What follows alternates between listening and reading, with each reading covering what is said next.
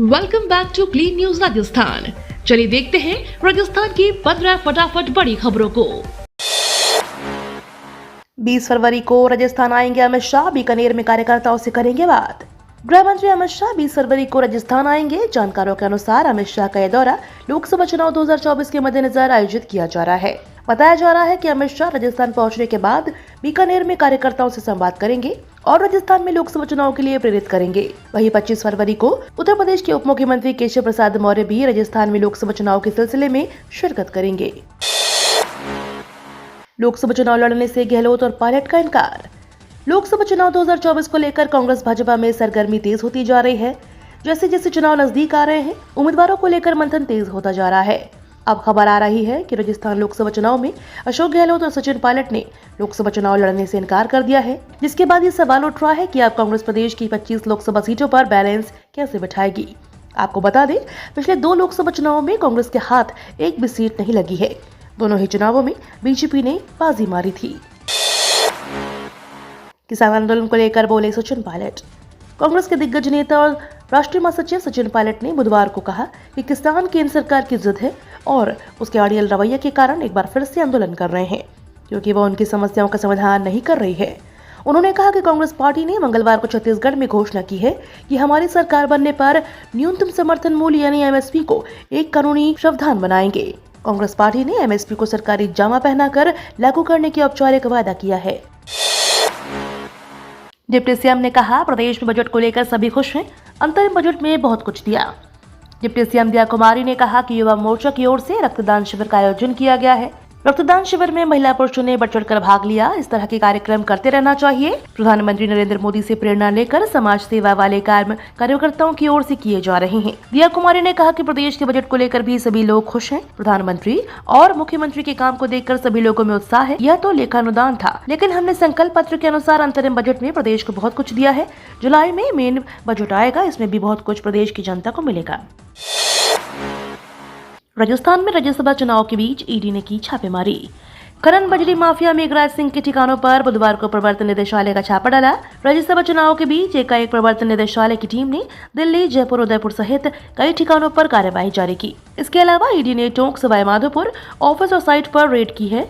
आधिकारिक सूत्रों से मिली जानकारी के अनुसार खनन क्षेत्र में कथित अनियमितताओं से जुड़े मामले, मनी लॉन्ड्रिंग की जाँच को लेकर ये कार्रवाई की जा रही है। छापेमारी धन शोधन निवारण अधिनियम के प्रावधानों के तहत की गई है।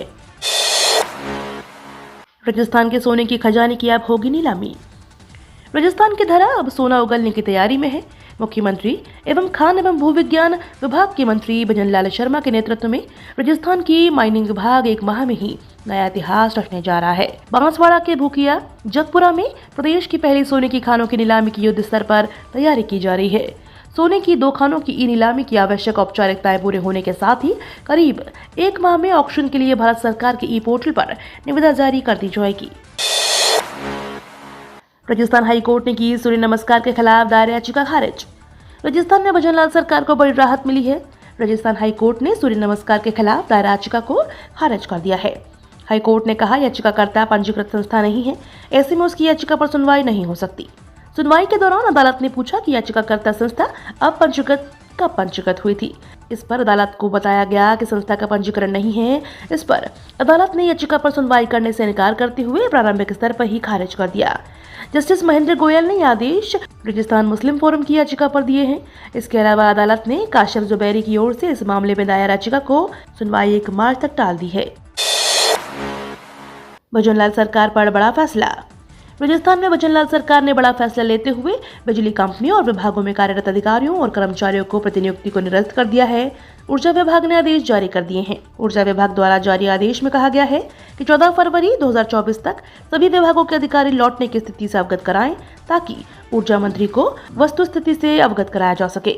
आदेश में साफ कहा गया है कि मूल विभाग में अधिकारियों और कर्मचारियों को लौटना होगा। भारतीय स्टेट बैंक में बिना परीक्षा नौकरी पाने का मौका। भारतीय स्टेट बैंक में नौकरी पाने का एक बढ़िया अवसर है। इसके लिए एसबीआई ने स्पेशल कैडर ऑफिसर के पदों के लिए भर्ती निकाली है। बैंक में ऑफिसर बनना चाहते हैं तो आधिकारिक वेबसाइट के माध्यम से अप्लाई कर सकते हैं। इस भर्ती प्रक्रिया के तहत मैनेजर, असिस्टेंट मैनेजर, सुरक्षा विश्लेषक, सर्कल रक्षा बैंकिंग सलाहकार, CDBA के पदों को भरा जाएगा। इन पदों के लिए आवेदन प्रक्रिया शुरू हो चुकी है।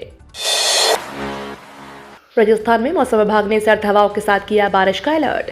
राजस्थान के मौसम में कई बार बदलाव हो चुका है, जिसके चलते प्रदेश में कल यानी बुधवार के दिन मौसम साफ रहा। वहीं आगामी 2 दिनों में प्रदेश के कुछ इलाकों में बारिश होने की संभावना जताई जा रही है, जिसकी वजह से तापमान गिरने लगेगा और लोगों को एक बार फिर से सर्दी का एहसास होने लगेगा। मौसम विभाग के मुताबिक आज 15 फरवरी को राज्य के कुछ क्षेत्रों में बूंदाबांदी हो सकती है। इसके साथ ही कुछ स्थानों पर धूप खिलने के कारण कोहरा नजर आ सकता है।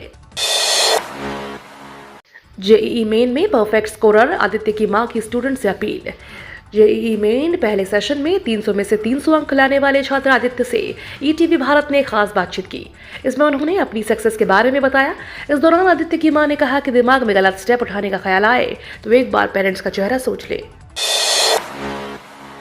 केंद्र सरकार पर भड़के गहलोत पायलट, कहा पीएम मोदी हो रहे हैं एक्सपोज। एमएसपी की मांग पर आंदोलन कर रहे किसानों पर पुलिस द्वारा बल प्रयोग कर कांग्रेस ने केंद्र सरकार को आड़े हाथों लिया है। अशोक गहलोत ने कहा कि पीएम नरेंद्र मोदी एक्सपोज हो रहे हैं, जबकि सचिन पायलट ने कहा कि सरकार के जिद और अड़ियल रवैये के कारण समाधान नहीं निकल पा रहा है। चुनाव से पहले सरकार के लिए खुशखबरी। आगामी लोकसभा चुनाव से पहले मोदी सरकार के लिए आर्थिक और रोजगार के मोर्चे पर खुशखबरी आई है। जनवरी में रिटेल महंगाई दर में कमी आई है, जबकि बेरोजगारी दर में भी गिरावट देखने को मिली है। भारत का औद्योगिक उत्पाद सूचकांक 3.8 की तेजी से बढ़ रहा है। बेरोजगारी दर तीसरी तिमाही में घटकर 6.5 पर आ गई है। पिछले साल समान अवधि में यह 7.2 थी।